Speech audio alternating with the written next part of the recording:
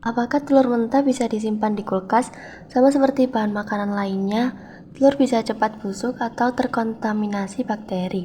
Lantas bagaimana cara menyimpan telur? Apakah sebaiknya telur disimpan di kulkas? Penyimpanan telur di kulkas atau di suhu ruangan sebenarnya tergantung tempat tinggal.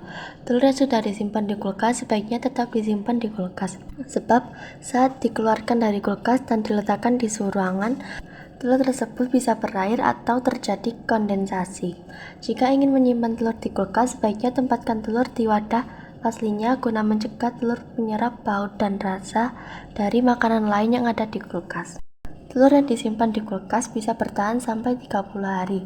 Sementara itu, telur yang disimpan di suhu ruang bisa bertahan sampai 15 hari.